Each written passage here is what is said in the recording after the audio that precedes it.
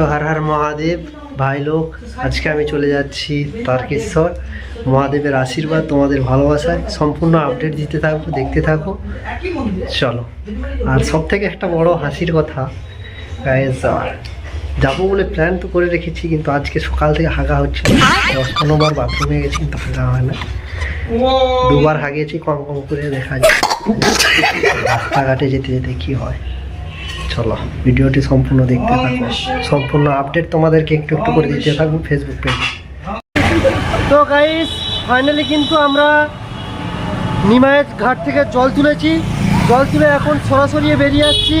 আচ্ছা, ডাইরেক্ট দাঁড়াবো কি করে, ডাকাতকালিতে।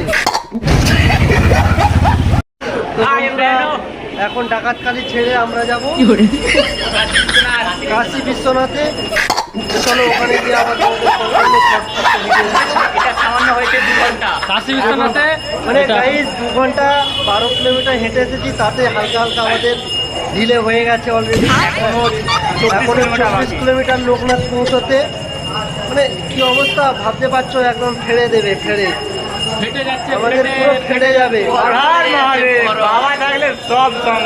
চলো দেখ, চলো চলো চলো। এই মুহূর্তে আমরা কিন্তু কাশী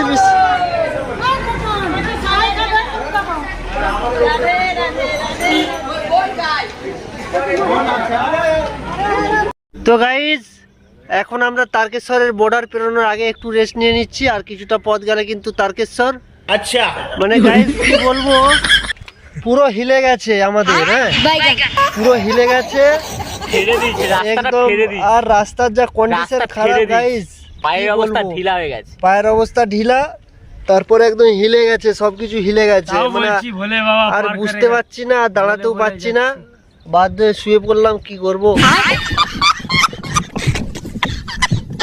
তো গাইস দেখো, তারকেশ্বরে আসলাম, আর আমাদের দাদা ভাই এখানে দেখো, মানে পুরো কেলি গেছে।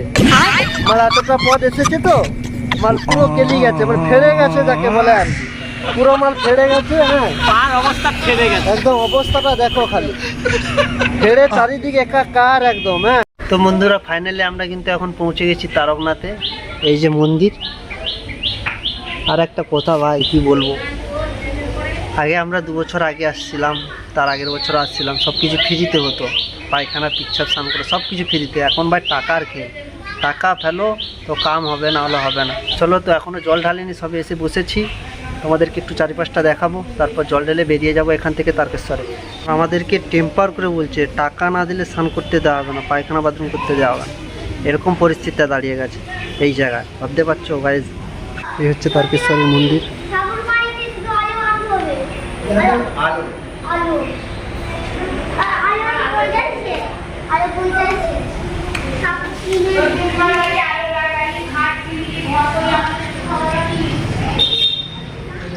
তো গাইজ ফাইনালি কিন্তু চলে এলাম তারকেশ্বর।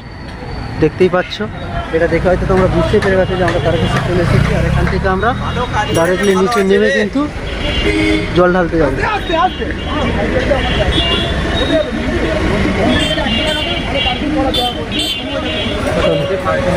চারিদিকে শুধু ঘুষ আর ঘুষ গাইজ। 100 টাকা দিলেই ভালো পার্কিং হয়ে যাবে, দেখছো তো।